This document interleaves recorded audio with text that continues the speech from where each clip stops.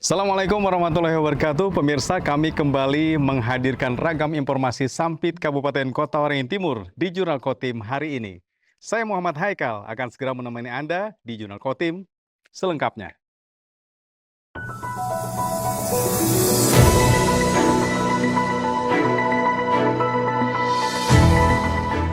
Penggantian jembatan Selenggana di Jalan Jenderal Sudirman Sampit, Kabupaten Kota Waringin Timur tidak terlalu berpengaruh terhadap distribusi bahan kebutuhan warga di daerah setempat.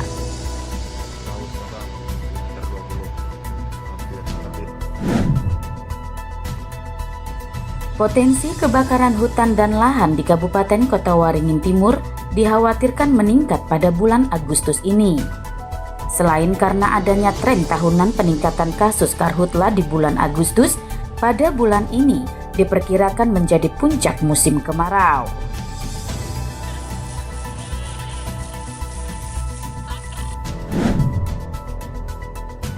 Seiring dengan meningkatnya kasus kebakaran hutan dan lahan dalam beberapa waktu terakhir, pemerintah Kabupaten Kota Waringin Timur akhirnya menetapkan status siaga darurat bencana. Siaga darurat berlangsung selama 90 hari hingga 29 Oktober mendatang.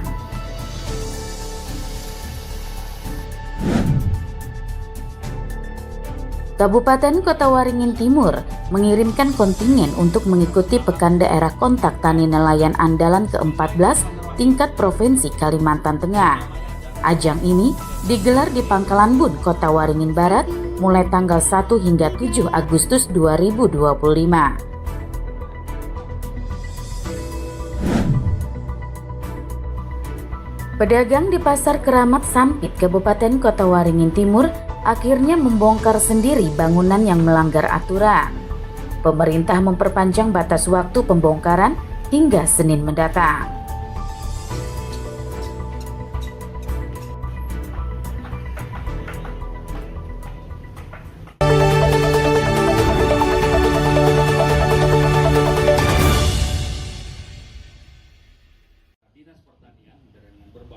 Sebanyak 75 orang dari Kabupaten Kota Waringin Timur diberangkatkan mengikuti Pekan Daerah Kontak Tani Nelayan Andalan atau PEDA KTNA ke-14 tingkat Provinsi Kalimantan Tengah.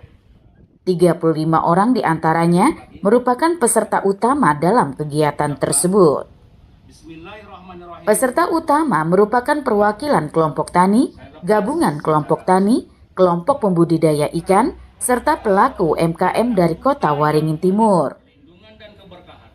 PEDA KTNA tahun 2025 digelar di Pangkalan Bun, Kota Waringin Barat mulai tanggal 1 hingga 7 Agustus 2025 dengan mempertandingkan 23 cabang lomba. Peserta dari Kabupaten Kota Waringin Timur siap mengikuti seluruh cabang yang diperlombakan. Pada ajang tersebut, Kota Waringin Timur menargetkan gelar juara umum setelah sebelumnya berhasil meraih juara 3 pada ajang serupa. Kabupaten Kota Waringin Barat yang sebelumnya meraih juara umum akan menjadi pesaing kuat. 1, 2, 3. Yang penting sebagaimana oleh Ketua KTNA tadi kan maunya yang nomor 1 ya. Nah, kemarin yang juara 1 itu adalah Pangkalan Bun, dan sekarang kita melaksanakan di Pangkalan Bun. Mohon doa teman-teman semua, kalau kita juara 3 ya naiklah. Apa unggulan kita Bu di KTNA? Semua tetap kita ikuti ya, tidak ada yang salah satu kita unggulkan, karena semua cabang lomba yang dilaksanakan itu bagi kita semuanya bagus. Ikut berapa cabang Bu kita? 23 cabang. 14 Kabupaten Kota Waringin Timur. Keinginan menjadi juara umum sesuai dengan harapan Ketua KTNA Kota Waringin Timur yang optimis seluruh cabang lomba memiliki peluang juara. Dengan kesiapan matang, Kota Waringin Timur siap berkompetisi menumbangkan tuan rumah. Mashud Badarudin, Hayat TV.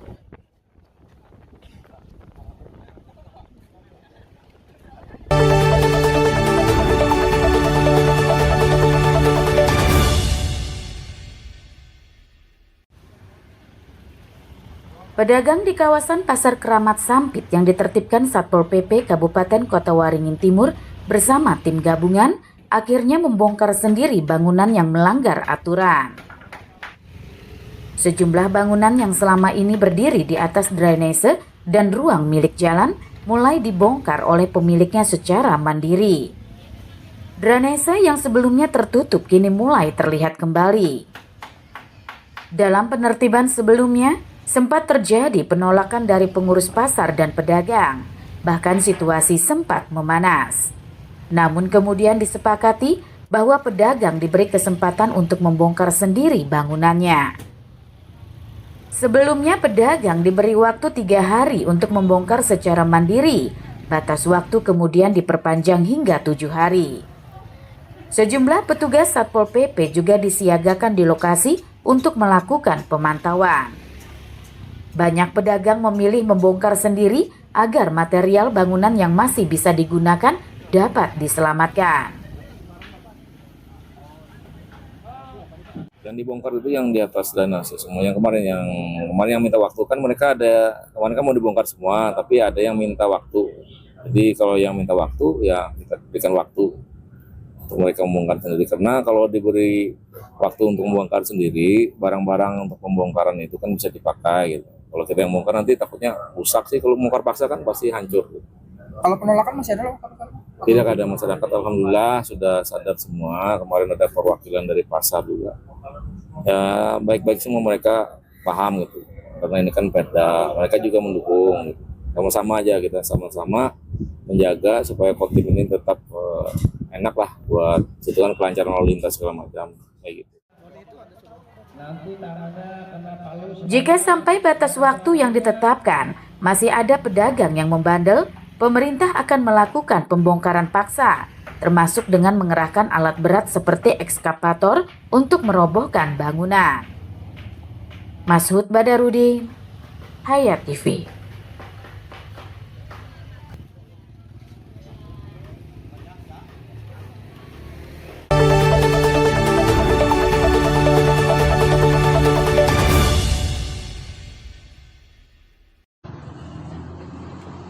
Sejak kurang lebih sepekan terakhir, akses jembatan Sailengana di Jalan Jenderal Sudirman kilometer 21 Sampit ditutup. Jembatan yang mengalami kerusakan parah tersebut dibongkar untuk diganti dengan jembatan baru. Selama proses penggantian jembatan, dibangun jalan dan jembatan darurat di sisi jembatan Sailengana. Arus lalu lintas di jalan darurat dibuat sistem buka tutup. Kondisi itu menimbulkan antrian panjang hingga lebih dari 1 kilometer. Meski arus lalu lintas di Jalan Trans Kalimantan itu sedikit terganggu, namun hal itu tidak berdampak pada distribusi pasokan bahan kebutuhan warga di Kota Waringin Timur. Asisten 2 Setda Kota Waringin Timur, Rodi Kamislam menyebut, selain karena Kota Waringin Timur memiliki pelabuhan, distribusi logistik ke daerah ini sebagian dipasok dari Kalimantan Selatan. Jalur distribusi dari luar daerah itu tidak melalui Jalan Jenderal Sudirman. Nah mungkin kalau dampaknya kan kita ini kan arus barang ya, sirkulasi barang masuk di kota ini kan masih ada sebagian mengharapkan dari Banjarmasin. Nah, kalau dari Pangkalambun, ini kan arah sampai Pangkalambun toh. Kalau dari arah sampai Pangkalambun, saya kira tidak terlalu banyak terganggu lah ya, karena kebutuhan pasokan mungkin ayam ras, barang-barang pertanian yang masih belum tersedia di Kotim, saya yakin masih banyak distribusi dari arah Banjarmasin, Palangkaraya, Sampit ya. Kalau dari Pangkalambun saya kira kondisinya sama lah dengan Kotim lah ya, sebagai daerah penerima juga itu terhadap kebutuhan pokok yang tidak ada di wilayah masing-masing. Penggantian Jalan Sailengana dijadwalkan rampung paling lambat tanggal 3 Desember. Diharapkan pengerjaannya bisa lebih cepat agar jalan penghubung wilayah barat Kalimantan Tengah itu kembali normal. Mashud Badarudin, Hayat TV. Pagi, tahu Sumedang, kilometer 20.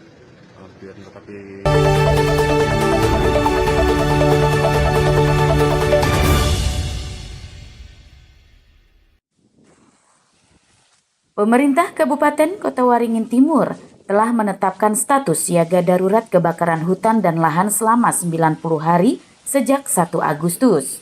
Hal ini karena kasus karhutla di musim kemarau semakin sering terjadi. Di samping itu, pemerintah Kota Waringin Timur juga mengkhawatirkan adanya peningkatan kasus karhutla pada bulan Agustus ini. Berdasarkan data BPBD, tren peningkatan kasus karhutla kerap terjadi di bulan Agustus. BMKG juga memperkirakan jika puncak musim kemarau akan terjadi pada bulan ini juga.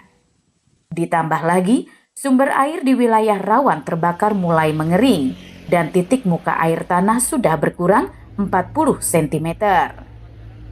Kondisi ini sangat rawan, terutama bagi lahan gambut yang mudah terbakar dan sulit dipadamkan.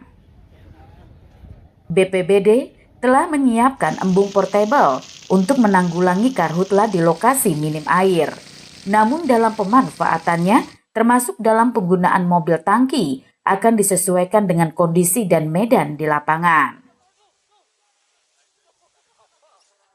Dan mudah-mudahan pada bulan Agustus ini tidak terjadi peningkatan. Tapi kalau kita melihat dinamika data sejak 2015 sampai dengan 2024, memang Agustus akan terjadi peningkatan rata-rata. Nah, tapi kita tidak kemudian menapik mungkin bisa terjadi penurunan. Karena eskalasi karhutla ini yang kita khawatirkan hanya perluasan. Kalau titik muka air tanahnya sudah lebih dari minus 40, kalau sudah minus 40 itu sudah sangat berisiko bagi wilayah gambut. Yang kita khawatirkan karhutla di gambut ya. Kalau di mineral itu dia pemadamannya lebih cepat, tapi kalau di gambut dia harus dipadamkan sampai ke dalam dan memerlukan waktu yang lebih panjang. Sejak Januari hingga awal Juli sudah terjadi 12 kasus karhutla di Kota Waringin Timur dengan luas lahan terbakar hampir 15 hektar. Warga diminta waspada mengingat 99% karhutla terjadi akibat aktivitas manusia, baik yang disengaja maupun tidak. Mashud Badarudin, Hayat TV.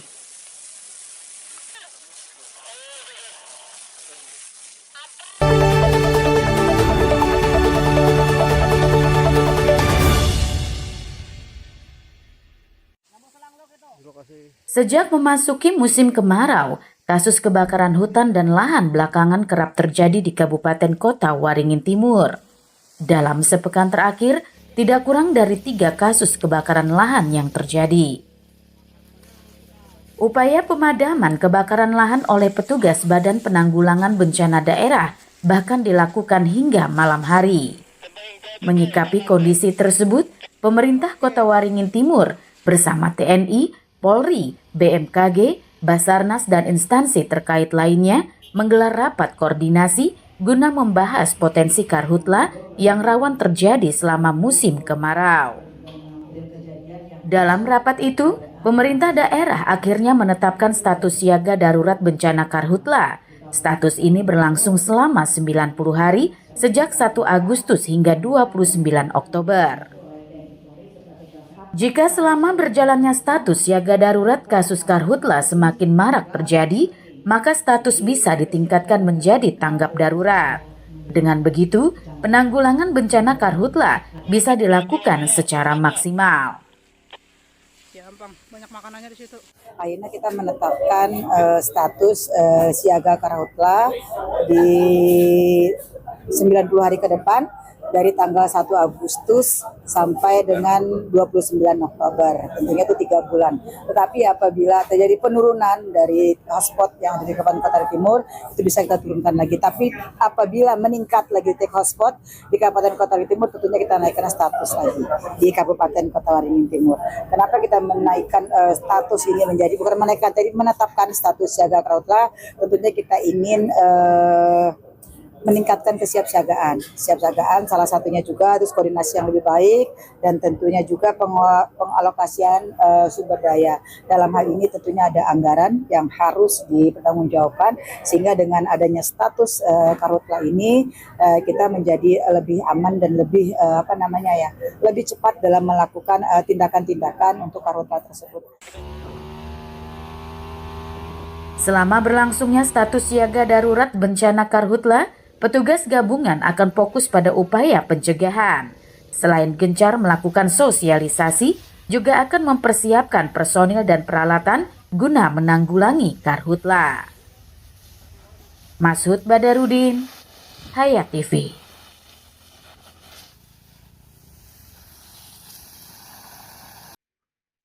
Dan akhirnya sampai di sini ketemu kita di Jurnal Kotim kali ini. Rangkaian informasi sudah kami sampaikan seluruhnya. Saya Muhammad Haikal dan kawan-kawan yang bertugas menyampaikan terima kasih atas perhatian Anda. Sampai ketemu lagi. Assalamualaikum warahmatullahi wabarakatuh.